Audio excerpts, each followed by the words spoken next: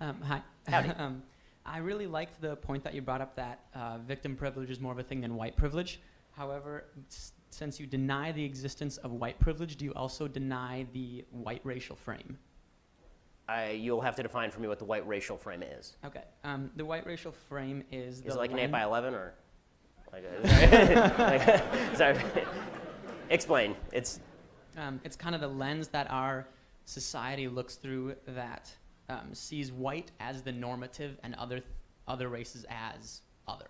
Well, America is ethnically a majority white society, so it seems to me that statistically speaking, if you're a marketing firm, for example, and you're trying to market a shampoo, and you're trying to put somebody on the cover of that shampoo, and the norm is that it's somebody who's white, that makes a certain amount of sense. I mean, if you're trying to market to a black crowd, then you'd probably use a lot more black people on the cover of the shampoo bottle. But again, I need a little bit more specificity. If you mean in general that the entire society is oriented toward white people, no, I don't think that that's true. I think the majority of things in society are aracial. I think that when you go to buy a car, there's very little racial about it. I think that when you go to take a class, there's very little racial about it. And I think that markets respond to marketing, and therefore if you're trying to appeal to a given market, you try to appeal to that market by marketing. Right? I think there's a reason that ESPN has staffed a lot of black commentators, for example, in recent years, and that's because they're obviously trying to cater to a more minority-centric audience, which is fine. That's their prerogative. So I think that I don't like vague ideas. I like when they're made very specific. So I'm sorry to ask you to concretize. Do you want to make it a little more concrete, and then I can respond a little better, or does that answer it? Okay, I'll try. Yeah, sure. One of the ideas that the white racial frame posed whites as the norm is something like the beauty standard is white. When you look at Miss Universe or anything like that, all the top 20 candidates are all white, and it's things like that. Okay, so to take an example that counteracts that, I think that, can we have a show of hands in the room? How many guys in here think Beyonce is kind of hot? Yeah, I mean, so the idea that I think Anika Noni Rose is kind of hot. I mean, like the idea that it's all white racial frame. I think that people have particular preferences as to beauty. I assume the judges have particular preferences as to beauty too. I don't know that that's racially ingrained. I mean, people of the same race tend to marry the same race across every society known to man. So that's not really a shocker. Okay. I appreciate it. Thank you. Dr. Shapiro, on August 28, 2003, in an article on townhall.com, in which you analyzed the rise of gay and lesbian studies in college, you said, if you pay tuition, you're sponsoring the militant homosexual agenda. If you pay taxes, you're sponsoring the militant homosexual agenda. If your child majors in English, you're sponsoring the militant homosexual agenda. Tell Bailey to major in math. So I guess my question is, earlier you were talking about grouping and how liberals do grouping. Yes. Would you say that this is an example of grouping and therefore you're kind of crossing the boundary into a liberal?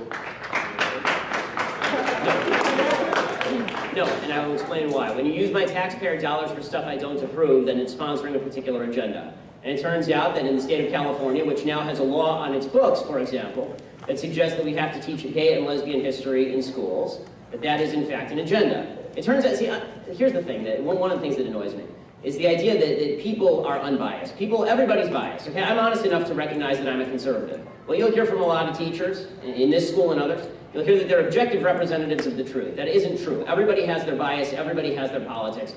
I'm just honest enough to admit my bias in politics. When it comes to the idea that the state is sponsoring particular viewpoints, failing to recognize that the state sponsors a variety of viewpoints, including what I think is certainly accurately termed a militant homosexual agenda when it comes to the idea that you're going to teach in schools, specifically gay and lesbian history, which is now mandated by state law. Yeah, that's sponsoring an agenda. And again, the state sponsors lots of agendas. So, yeah, I mean, I'm not going to run away from something that I wrote and agree with. Hi, thank you for your time. Thank you for coming here. I disagree with a lot of what you said tonight. Good. That makes it fun. I don't believe that being transgender means that you have some sort of mental illness. Okay. And I think that the majority of the psychological, national associations would agree with that.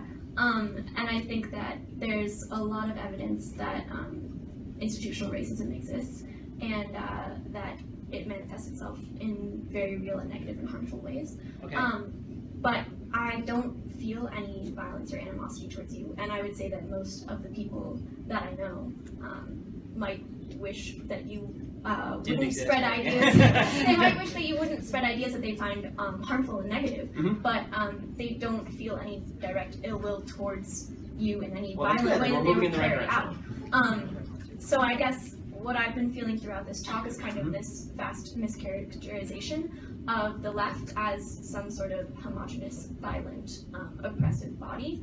And I think that the majority of the people that I know and the majority of the interactions that I've had with communities on a larger scale have not matched that representation. So I was wondering if you could kind of talk a little bit about the nonviolent. So there are two aspects to the nonviolence, okay? And I think one you will agree with and one you will disagree with. So the one that you will agree with is the one that you've already agreed with, which is that you don't get to hurt people just because of what they're saying, right? This we all agree with. This is also the distinction. There's a reason I use the word leftist and not the word liberal. I think there is a distinction between people who are liberals and people who are leftists. I think that people who are liberals may disagree with me on politics, but they don't feel that they get to use force to shut people down. Leftists don't feel the same way. So that is natural distinction. Now, here's the part where we'll disagree. I think that if you are seeking to use the government to cram down your particular vision of society on individuals in violation of their freedom, that this is an aspect of totalitarianism. Whether you want to shut me down or whether you want to, let's pretend for a second that I were a baker, and let's say that I'm a religious baker. I'm a religious person, so let's say I were a baker. And let's say that I don't want to participate in a same-sex wedding because I feel that that's sinful in my own religious belief. My belief is that's none of your business. The belief of most people on the left is that there should be legislation that forces me to cater to that same-sex wedding. By polls, this is true.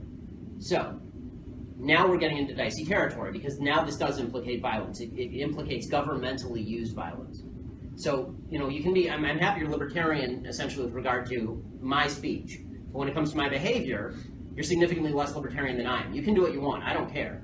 But people on the left deeply care what I do in my personal life, that they have no right to my labor and they have no right to my services. So this is where the pedal hits the metal in terms of American politics, and this is where the pedal will hit the metal when the government starts getting more and more deeply involved. As far as the institutional racism, all I would ask you to consider, you can believe what you want, but I would ask you to consider this.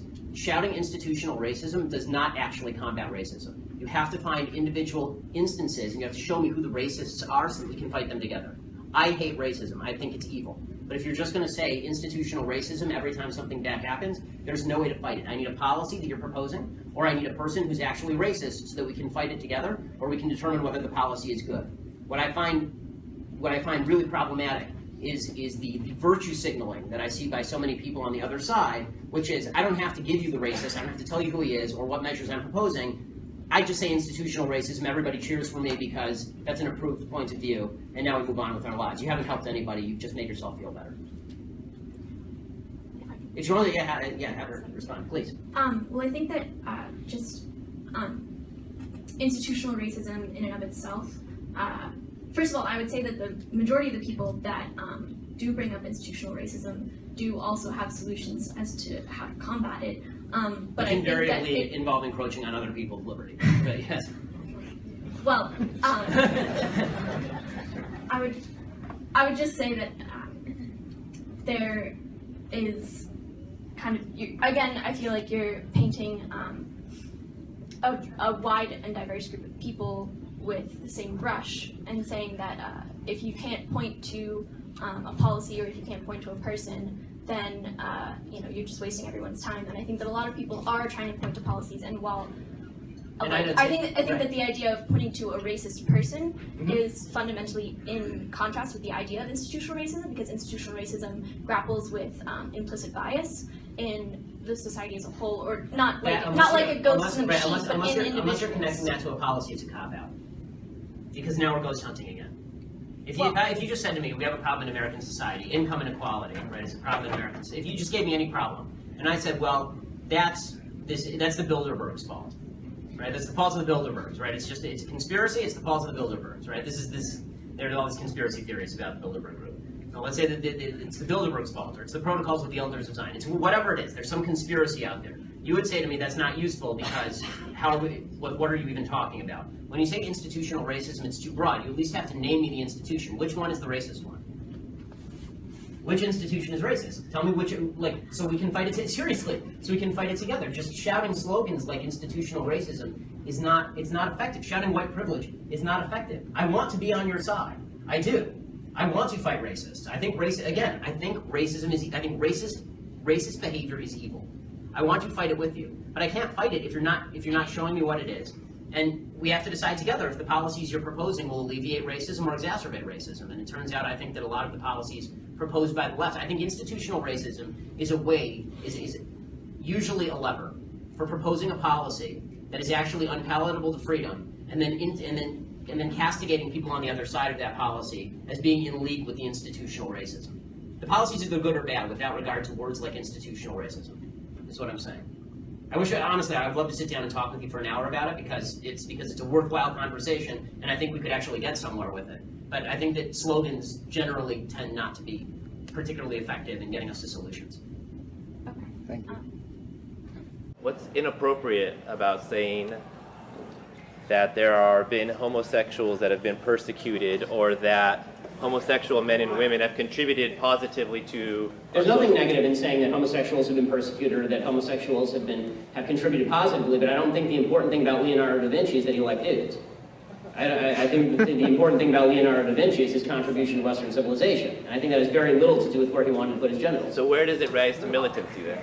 Where does it rise to militancy? It rises to militancy when you start grouping people based on their sexual orientation without any reference to their actual contribution to the culture.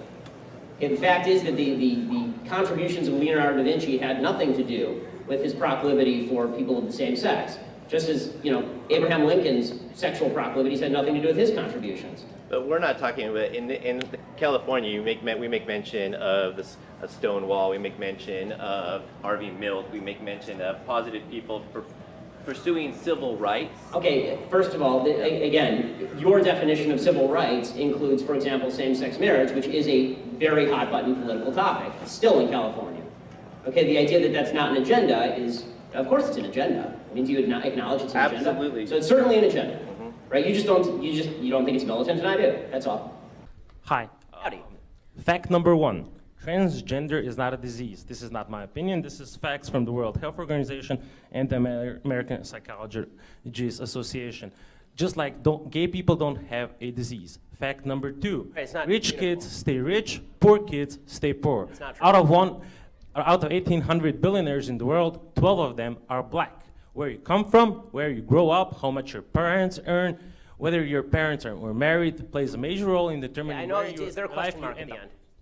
Fact number three, I would just like to remind you that hate speech is not free speech. Yes, it is. And my question is, since facts don't care about your feelings, why did you use false facts? Okay, so none of the facts that I used are false. First of all, yes.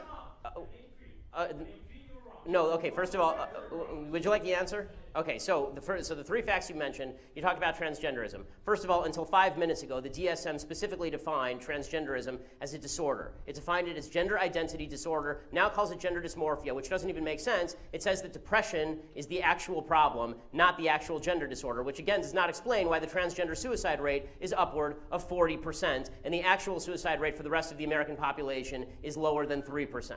Okay, so that's number one. Number two, you talked about income inequality, and you suggested that all wealth is inherited. This is nonsense. According to the IRS statistics, if you are born into the bottom 20% of wage earners in the United States, you will not be one of the bottom 20% of wage earners in the United States. 90% of people will not be within 15 years. There's tremendous wage mobility in the United States of America. Plus, there is not a group of people who just sit at the very top and stay there. People move up and down, in and out of the 1%. 1% just defines the line of income. It doesn't define the people who are in that 1% of income. I've been in the 1%, I've been out of the 1%. It will happen to lots of people. People who are older tend to be more likely to be in the 1%. They weren't once in the 1%. What happened?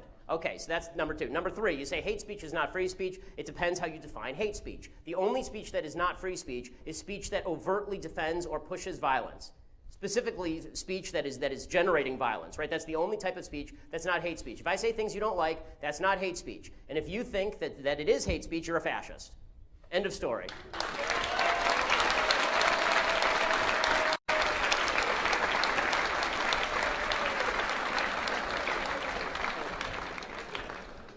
Hey Ben, big fan. Two things. One, I'd like to call my brother Anders. Hey Anders, someone out there watching the live stream. Number two, I debate socialists all the time, and their only real comeback is, oh, that's not real socialism, or that's not real communism. Is there any way to really get around that and try to make them see that, look, just because your version of socialism, that magical fantasy land version of socialism, has not been tried, doesn't mean that socialism is an acceptable concept. Yes. So the problem is that you're arguing with them in terms of the effectiveness of socialism. So what that argument is, you say socialism doesn't work, it fails everywhere, it makes people poor and miserable, right? That's the argument. And then they go, but that's because it hasn't been properly tried, right? That's their comeback. So here is the actual argument that works with socialism. It is immoral to steal from people even if you vote to steal from people. Okay, if there are 3 people in a room, and it's me, and I have $100, and you and your friend are in the room, and you vote to beat me up and take my money, that does not make it morally legitimate for you to beat me up and take my money. One of the great lies that's been told about socialism, and you see this all the time, is people say socialism, beautiful idea in theory, but it doesn't work in practice. No, socialism is a shitty idea in theory, and it's an immoral idea in practice. Okay,